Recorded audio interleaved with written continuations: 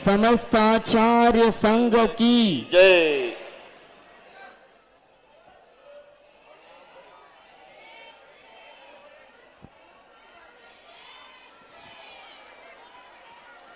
हाँ, सभी लोग शांति से बैठेंगे, कोई जयकारा नहीं लगाएंगे, कोई नारा नहीं लगाएंगे।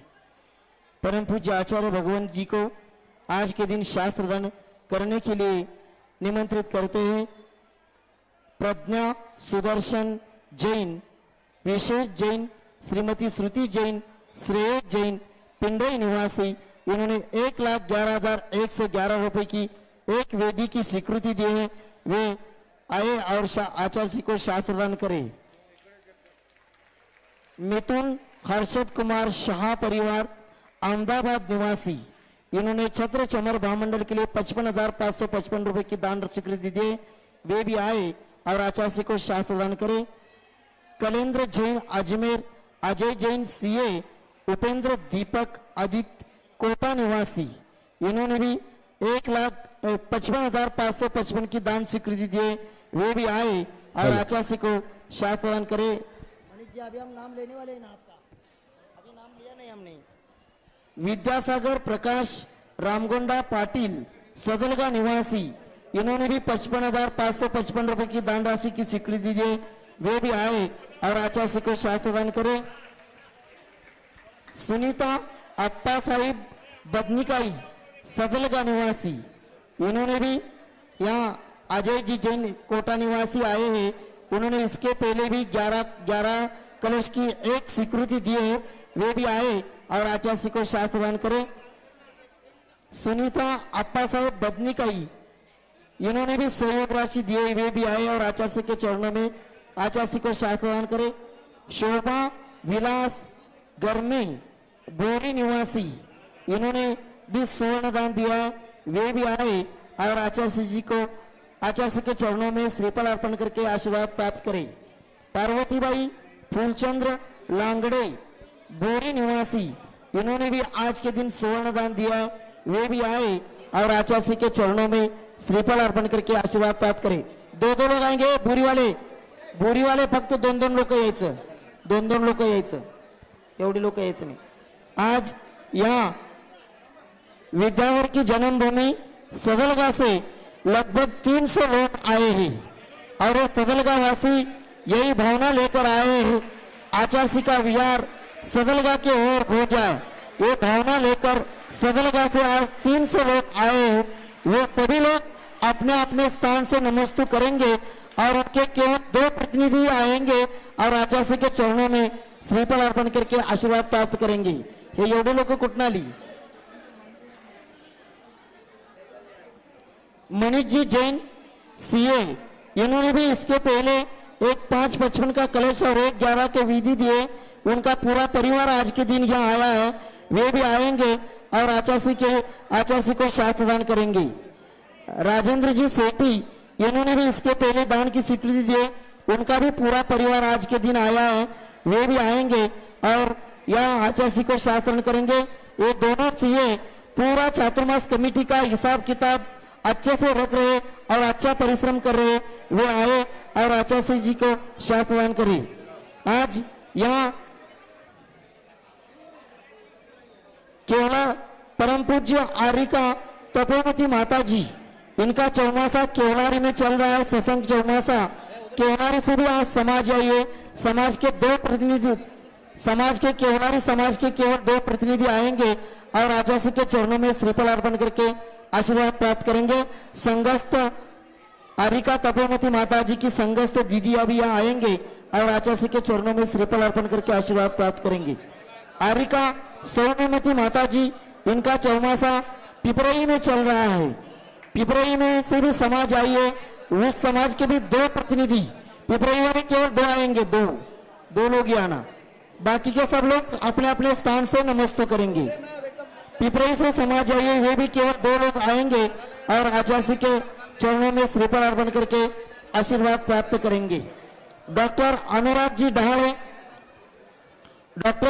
जी डहाड़े हिंगोनी, वे भी आएंगे और आचार्य के चरणों में श्रीफल अर्पण करके आशीर्वाद प्राप्त करेंगे। आज आचार्य शांति सागर महाराज जी की जन्मभूमि भूत से भी बहुत सारे लोग आए हैं, उनके भी केवल 2 प्रतिनिधि आएंगे और आचार्य के चरणों में श्रीफल अर्पण करके आशीर्वाद प्राप्त करेंगे के बाकी की सभी लोग अपने अपने स्थान से नमस्ते करेंगे। धन्य कुमार जी पारास दानोली निवासी वे भी आए और आचार्य के चरणों में श्रीफल अर्पण करके आशीर्वाद प्राप्त करें।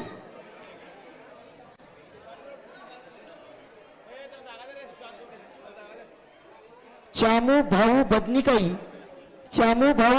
सदलगा निवासी, इन्होंने भी यहाँ संयुक्त राशि दी, वे भी आएंगे आचार्य के चरणों में श्रीफल अर्पण करके आशीर्वाद प्राप्त करेंगे। उमरा देवी अनिल कुमार गोदा गुवाहाटी सूरत निवासी, इन्होंने 55,555 की दान राशि की स्वीकृति दी, वे भी आएंगे और आचार्य को शास्त्रार्पण करेंगे। रवि हर्षद कुमार शाह अहमदाबाद, कृषा जैन, ये सभी लोग आएंगे और आचार्य के चरणों में श्रीफल अर्पण करके आशीर्वाद प्राप्त करेंगे। आप सभी लोगों को यहाँ जल्दी रहो। राजेंद्र कुमार आशीष मोदी एडवोकेट मोहरानी ललितपुर, इन्होंने एक वेदी के लिए 1,11,111 रुपए की दान स्वीकृति दी, वे भी आएंगे और आचार्य को शास्त्रार्पण करेंगे। आप सभी लोग शांति से बैठेंगे। आप सभी लोगों को बताने में आनंद हो रहा है कि आचार्य की प्रेरणा से, आचार्य के आशीर्वाद से यहाँ पूरे महाराष्ट्र और पूरे देश भर विविध समाज के हित में, समाज विकास के लिए जो कार्य किए जाएंगे उसके लिए यहाँ दिगंबर जैन सर्वोपयोगी धार्मिक न्यास की स्थापना हो गई है और इस न्यास को, इस ट्रस्ट को एटीजी की सुविधा कल ही प्राप्त हुई है और यह सुविधा लाने में राजेंद्र जी सेठी सीए और मनीष जी जैन सीए, इन लोगों ने बहुत प्रयास किया है। वे आएंगे और आचार्य के चरणों में श्रीफल अर्पण प्राप्त करेंगे। और सभी लोगों से निवेदन है जो लाइव भी सुन रहे कि इस ट्रस्ट को अभी एटीजी की सुविधा प्राप्त हो, इसके अंतर्गत आपको यह लाभ मिलेगा, इसलिए इस ट्रस्ट के लिए आप सहयोग दे सकते हैं। पूजन प्रारंभ करें। आज पूजन कन्नड़ में होगी। पूजन प्रारंभ सदलगा बड़े, आज पूरे कन्नड़ सदलगा आसेगांव जरी बोरी, इस गांव से सभी लोग आज पूजन के लिए आएंगे। ಆಚಾರ್ಯ ಗುರುಗಳ ಚರಣ ಕಮಲಗಳಿಗೆ ಕನ್ನಡದಲ್ಲಿ ಪೂಜನವನ್ನು ಅರ್ಪಿಸುತ್ತೇವೆ. ದ್ವಾದಶ ತಪಷಟ್ ಅವಶ್ಯಕ ಪಂಚಾಚಾರ ಗುಣಗಳ ಧಾರಕರೆ, ದಶ ಧರ್ಮ ಮೂರು ಗುಪ್ತಿ ಸಹಿತ 36 ಗುಣಗಳ ಪಾಲಕರೆ. 36 ಮೂಲ ಗುಣಗಳ ಧಾರಕ ಶ್ರೀ ಆಚಾರ್ಯರನ್ನು ಸ್ತುತಿಸಲಿ. ತವ ಪಾವನ ಚರಣಾಂಬುಜವನ್ನು ಸ್ಥಾಪಿತಗೊಳಿಸುವೆ ಮಮ ಹೃದಯದಲ್ಲಿ. ಓಂ ಋಂ ಪರಂ ಪೂಜ್ಯ ಸಂತ ಶೂನ್ಯ ಆಚಾರ್ಯ ಭಗವಾನ್ ವಿದ್ಯಾಸಾಗರ್ ಜಿ ಮಹಾಮುನೀಂದ್ರ अत्र उत्तर सवष्टि आह्वाननम्, अत्र तिष्ठतिष्ठोट स्थापनम्, अत्र सन्निधोट स्थापनम् सनदीकरणम्. ಪಾಪದ ಕೊಳೆಯನ್ನು ತೊಳೆಯಲು ಪ್ರಾಸುಕ ಜಲವನ್ನು ತಂದಿರುವೆ, ಎಣ್ಣೆಯ ಪಾಪವ ನಾಶವಗೊಳಿಸು ನೀ ಎನ್ನುತ್ತ ಚರಣಕ್ಕೆ ನಮಿಸುವೆ. ಶ್ರೀ ಗುರು ವಿದ್ಯಾಸಾಗರ ಚರಣಕ್ಕೆ ಶತ ನಮನವ ಮಾಡುವೆನು. ಭಕ್ತಿ ಭಾವದಿ ಪೂಜೆಯಗೈದು ಶಾಶ್ವತ ಶಿವ ಸುಖ ಪಡೆಯುವನು. ओम रम परम पूज्य संत शून्याचार्य भगवान विद्यासागर जी महामुनींद्राय जन्म जरा मृत्युनाशनाय जलम निरूपामिति स्वाहा. 4 ಗತಿಗಳ ದುಃಖವ ಕಳೆಯಲು ತವ ಚರಣ ಸನಿಹಕ್ಕೆ ಬಂದಿರುವೆ, ಸಂಸಾರ ತಾಪವ ನಾಶಗೊಳಿಸಲು ಸುಗಂಧ ಗಂಧವ ಅರ್ಪಿಸುವೆ. ಶ್ರೀ ಗುರು ವಿದ್ಯಾಸಾಗರ ಚರಣಕ್ಕೆ ಶತ ನಮನವ ಮಾಡುವೆನು. ಭಕ್ತಿ ಭಾವದಿ ಪೂಜೆಯಗೈದು ಶಾಶ್ವತ ಶಿವ ಸುಖ ಪಡೆಯುವೆನು. ओम रम परम पूज्य संत शून्याचार्य भगवान विद्यासागर जी महामुनींद्राय संसार तापनाशनाय चंदनम निरूपामिति स्वाहा. ಅಕ್ಷಯ ಗುಣ ನಿಧಿ ಬೇಡುತ್ತ ನಾನು ಗುರು ಗುಣಗಾನವ ಮಾಡುವೆನು, ಅಮಿತ ಅಕ್ಷಯ ಸುಖನಿಧಿ ನೀಡುವ ಅಖಂಡ ಅಕ್ಷತ ಅರ್ಪಿಸುವೆನು. ಶ್ರೀ ಗುರು ವಿದ್ಯಾಸಾಗರ ಚರಣಕ್ಕೆ ಶತ ಶತ ನಮನವ ಮಾಡುವೆನು. ಭಕ್ತಿ ಭಾವದಿ ಪೂಜೆಯಗೈದು ಶಾಶ್ವತ ಶಿವ ಸುಖ ಪಡೆಯುವೆನು. ओम रूम परम पूज्य संत शमने आचार्य भगवान विद्यासागर जी महामुनिंद्राय अक्षय पद प्राप्त अक्षतम निरूपामिति स्वाहा. ಶೀಲ ವ್ರತವನ್ನು ಪಡೆಯಲು ನಾನು ತವ ಚರಣ ಸನಿಹಕ್ಕೆ ಬಂದಿರುವೆ. ಸಕಲ ಕಾಮವು ದೂರಗೊಳಿಸು ನೀ ಎನ್ನುತ್ತ ಪುಷ್ಪವ ಅರ್ಪಿಸುವೆ. ಶ್ರೀ ಗುರು ವಿದ್ಯಾಸಾಗರ ಚರಣಕ್ಕೆ ಶತ ಶತ ನಮನವ ಮಾಡುವೆನು. ಭಕ್ತಿ ಭಾವದಿ ಪೂಜೆಯಗೈದು ಶಾಶ್ವತ ಶಿವ ಸುಖ ಪಡೆಯುವೆನು. ओम रूम परम पूज्य संत शमने आचार्य भगवान विद्यासागर जी महामुनिंद्राय काम्बानुनाशनाय पुष्पम निरूपामिति स्वाहा. ನಿಜ ಅನುಪಮ ರಸವನ್ನು ಪಾನ ಮಾಡಲು ತವ ಚರಣ ಸನಿಹಕ್ಕೆ ಬಂದಿರುವೆ. ಕ್ಷುಧಾ ರೋಗವನ್ನು ನಾಶಗೊಳಿಸಲು ಚರಣಕ್ಕೆ ಚರುವನ್ನು ಅರ್ಪಿಸುವೆ. ಶ್ರೀ ಗುರು ವಿದ್ಯಾಸಾಗರ ಚರಣಕ್ಕೆ ಶತ ಶತ ನಮನವ ಮಾಡುವೆನು. ಭಕ್ತಿ ಭಾವದಿ ಪೂಜೆಯಗೈದು ಶಾಶ್ವತ ಶಿವ ಸುಖ ಪಡೆಯುವೆನು. ओम रूम परम पूज्य संत शमने आचार्य भगवान विद्यासागर जी महामुनिंद्राय क्षुधारो विनाशनाय नैवेद्यम निरूपामिति स्वाहा. ನಿತ್ಯ ಜ್ಞಾನದಿ ಕಾರಣ ನಾನು ಭವದೊಳದಲು ತಿರುಗುತ್ತಿವೆ. ಸುಜ್ಞಾನದ ಜ್ಯೋತಿಯ ಬೆಳಗಲಿ ಅನ್ನುತ್ತ ರತ್ನ ದೀಪವ ಬೆಳಗುವೆ. ಶ್ರೀ ಗುರು ವಿದ್ಯಾಸಾಗರ ಚರಣಕ್ಕೆ ಶತ ಶತ ನಮನವ ಮಾಡುವೆನು. ಭಕ್ತಿ ಭಾವದಿ ಪೂಜೆಯಗೈದು ಶಾಶ್ವತ ಶಿವ ಸುಖ ಪಡೆಯುವೆನು. ओम रूम परम पूज्य संत शमने आचार्य भगवान विद्यासागर जी महामुनिंद्राय मोहंधकार विनाशनाय दीपम निरूपामिति स्वाहा.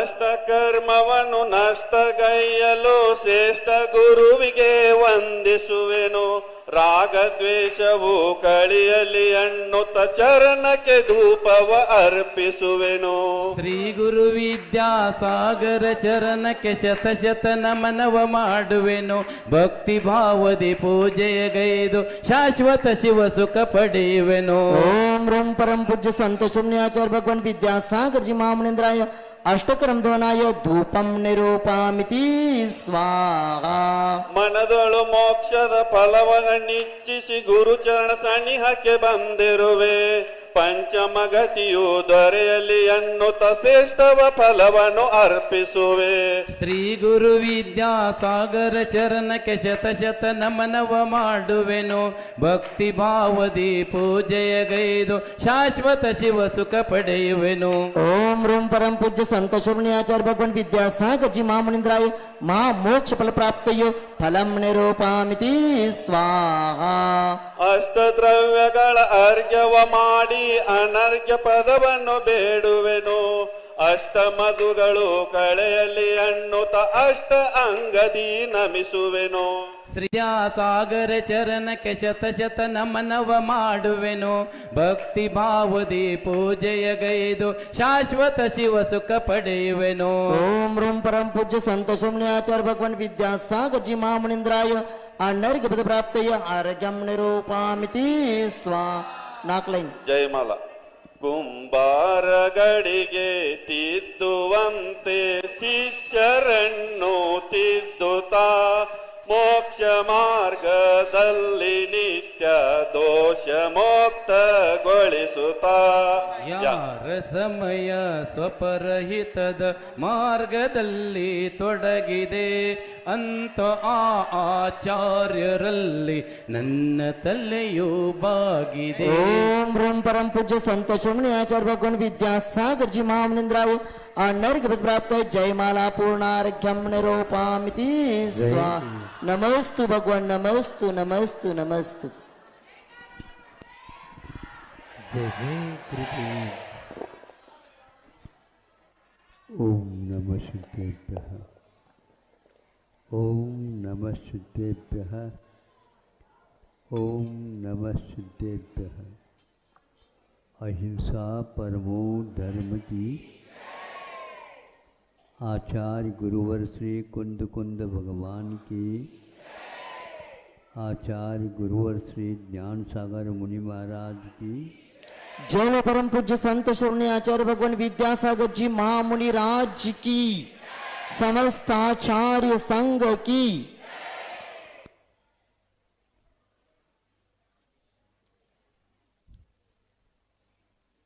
अब आपके सामने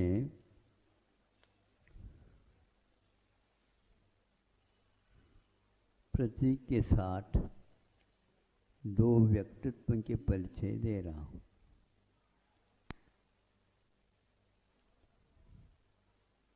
आप सुबह उठते ही अपना सर्वप्रथम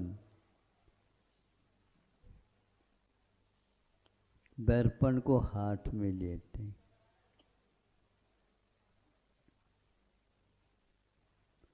दर्पण में इस खूबी के साथ आपको अन्य कहीं भी जाओ उस दृश्य को कोई भी नहीं दिखा सकता। दर्पण में ऐसा कौन सा गुण है वह दर्पण स्वयं नहीं दिखता और आप अपने आप का परिचय प्राप्त कर लेते।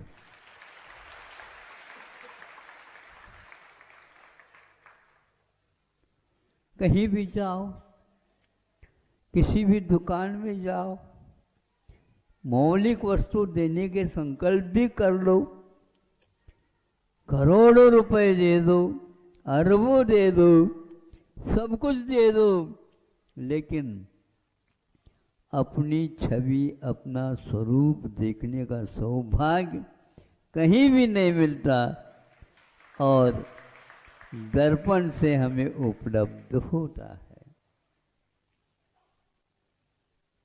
आखिर दर्पण में क्या है हमें बताओ। वो यह है, एक कांच है वो, और ये कांच में हम क्यों आ गए और हम देख रहे हैं उसकी ओर और हमें मिल रहा है अपना मुख अपनी ओर। ये भी एक उल्टा काम है। दिखना तो उसमें यूं चाहिए था, यूं न देख करके हम उसकी ओर देख रहे हैं तो वह बदले में आपके लिए पुरस्कार ये दे रहा है, ये ले लो।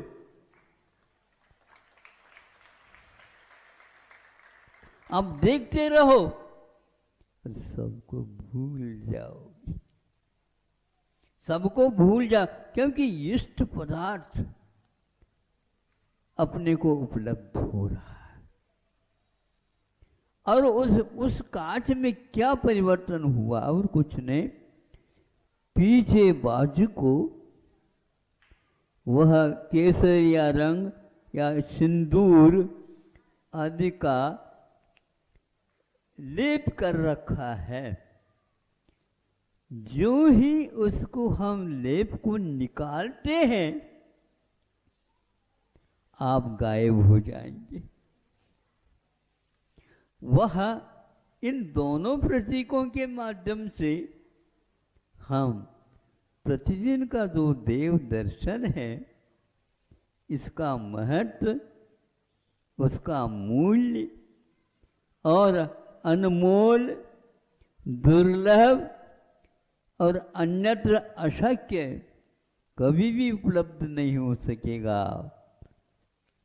ऐसा प्रतिदिन कोई संकल्प लेता है तो ये कितना अच्छा है ये, और इसके से कुछ नहीं होता।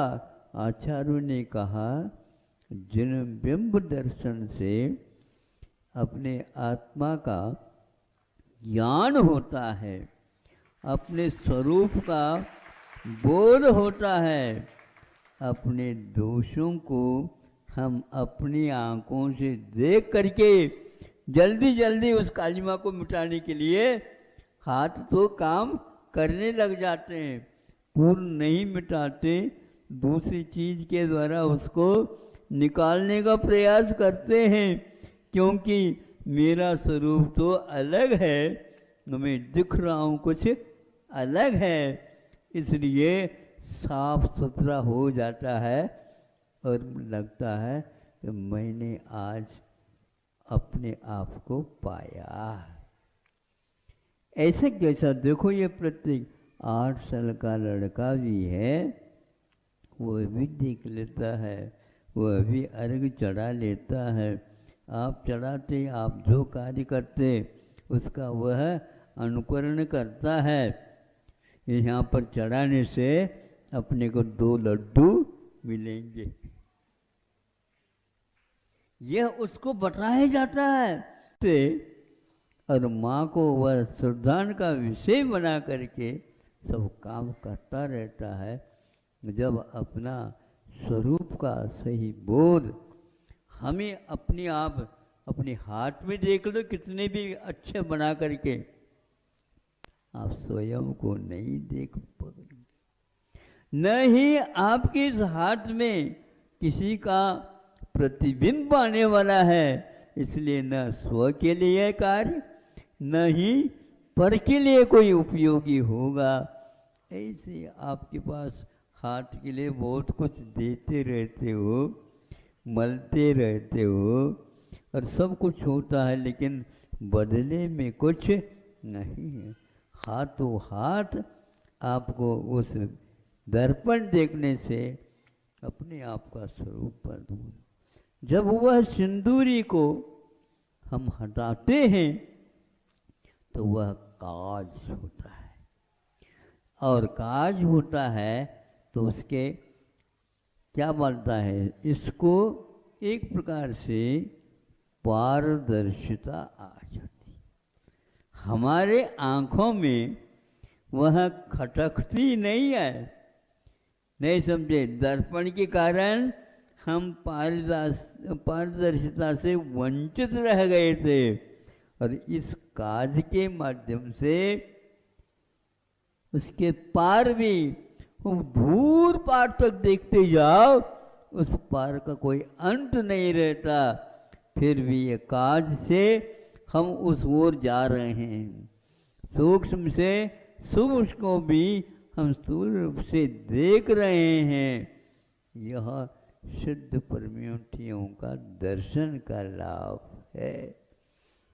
ये मिलता है नहीं, दिखने में नहीं मिलेगा, लेकिन उस कांच के माध्यम से हम पारदर्शिता के साथ उसको भी देख रहे हैं।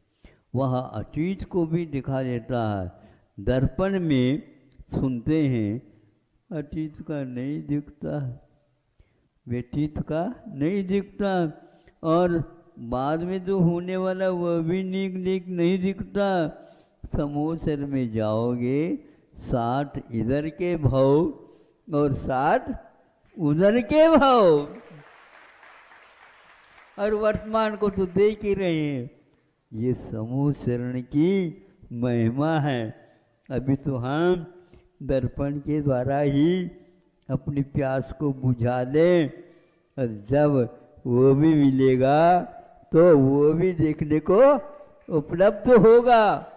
और ऐसा भी वहाँ पर मिल सकता है कि यदि मान लो उसी भव से मुक्त होना है तो इधर के भी साथ इधर भी के साथ नहीं, क्योंकि उनका अस्तित्व ही नहीं है। इसलिए केवली भगवान अथवा तीर्थंकरों के जहाँ पर तालाब वगैरह बने हुए हैं वहाँ पर भी देख सकते हैं, वहाँ पर भी बिंबों का दर्शन होता है। भविष्य में कितने भाव लेना है उसका भी बोध होता संख्या के साथ।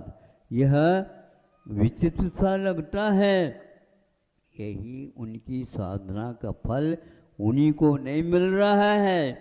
उस साधना का फल अपने को भी मिल रहा है, और वो कहता है भैया इसके बदले में पैसा दे दो। पैसे वो तो पैसे मैं हैं, उनको अब उन पैसों से कोई भी मतलब नहीं, फिर भी उनको प्रसन्नता इसलिए है कि आप लोगों को भी यह सुंदर रहस्यमय चित्र कम से कम देखने को उपलब्ध हुआ। अब आप ही बताओ, जिन बिंब दर्शन करना कितना बड़ा लाभदायक होता है, बताओ। यदि होता है तो उसको अपने बच्चों को भी कहो और अपने भी इसमें ज़्यादा समय लगा दो, ताकि जितना देखोगे उतना ही आनंद का अनुभव होता है।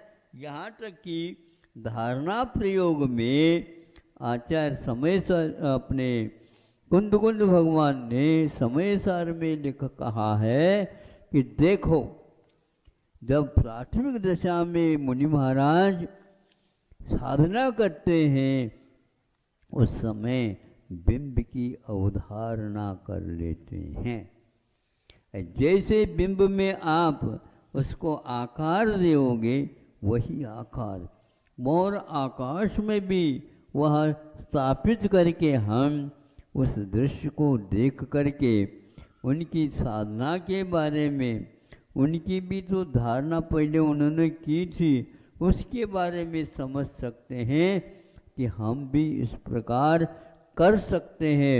और नीचे न रख करके एक प्रकार से आसमान में उन्होंने इसका दृश्य दिखाया। आसमान ने क्यों दिखाया? यहाँ पर दिखाते तो बहुत अच्छा होता, नहीं, आसमान में तो कोई दूसरा और दृश्य नहीं दिखेगा, केवल आसमान तो देखने योग्य है ही नहीं। उसको क्या, एकमात्र वही बिंब दिखता है, उसके माध्यम से वह रूपस्थ आदि ध्यान करने की यह परंपरा आज की नहीं, पहले चतुर्थ कुल काल में भी होती थी। जीवन पर्यंत इस प्रकार अवधारणाओं के साथ अपनी साधना को अंत तक पहुंचा देते थे। प्रत्येक कार्य हम या तो उनको मनोरंजन के लिए ले लो, या शरीर के संवर्धन के लिए ले लो, या शरीर के संस्कार के लिए ले लो, होगा। और वही यदि माँ हम इस प्रकार की अवधारणा बनाते हैं तो ये भान नहीं रहता कि मैं किसी आसन पर बैठा हूँ या बिना आसन का भी रह रहा हूँ। यह बोध कब होता है? अभ्यास करते करते चले जाओगे तो हम जिस प्रकार धरती पर बैठ सकते हैं, धरती से ऊपर भी हम जा कर के बैठ सकते हैं, क्योंकि बैठना और खड़े होना ये आत्मा का स्वभाव नहीं होता है। ये बोध धीरे धीरे होने लग जाता है। आचार्य समंतभद्र महाराज जी ने श्रावकों के लिए उद्बोधन करते हुए ऐसे प्रयोग बताए हैं। पूज्यपाद स्वामी ने या और कोई महाराज ने इष्टोपदेशादिक ग्रंथ लिख करके उसमें इस प्रकार के अवधारणाओं के बारे में हमें उपदेश दिया है। उसका प्रयोग करना चाहो तो कर सकते हो, लेकिन इस प्रकार के प्रयोग के लिए भी आपका शरीर संतुलित होना आवश्यक है। यदि उसमें किसी प्रकार की कमी हो तो आप लुढ़क जाएंगे और आप ऊंघ जाएंगे, नहीं समझे झटका आएगा, नहीं समझे दर्द करेगा। इन सबको भूलना आवश्यक है। इसलिए आचार्यों ने कहा देह के प्रति ममत्व का त्याग करो और कायोत्सर्ग करो।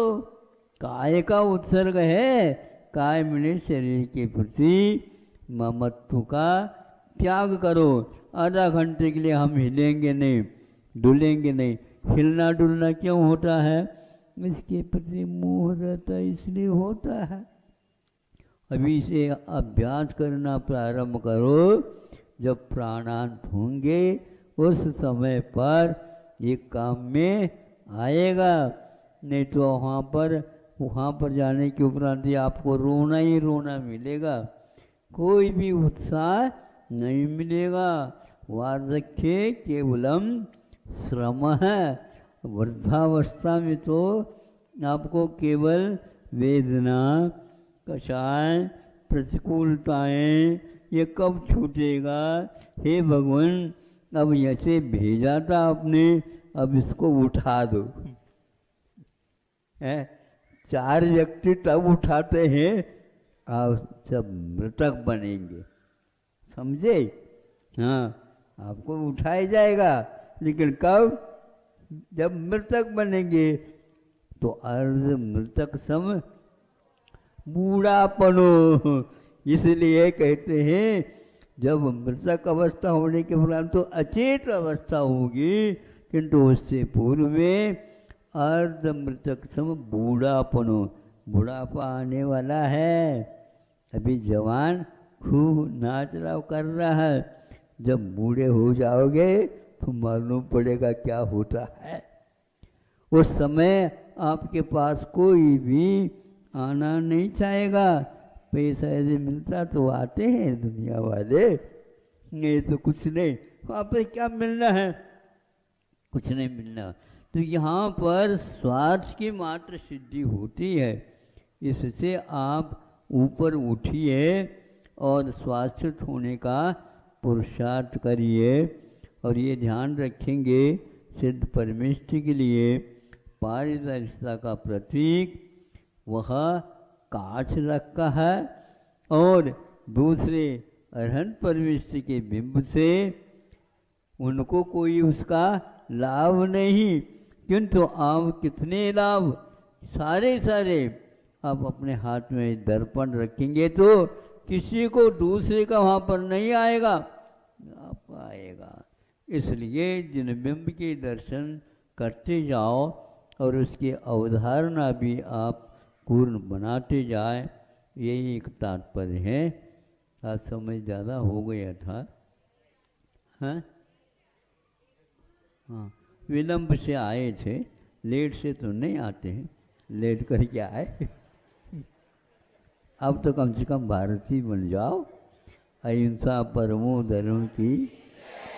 जलो परम पूज्य संत श्री आचार्य भगवान विद्यासागर जी महामुनि राज जी की, समस्त आचार्य संघ की। स्वर्ण प्राचार संस्कार शिविर 12 नंबर के कमरे में स्वर्ण प्राचार संस्कार शिविर प्रारंभ हो चुका है। 1 महीने के बच्चे से लेकर 16 साल के युवा तक ये स्वर्ण संस्कार प्राशन करवा सकते हैं।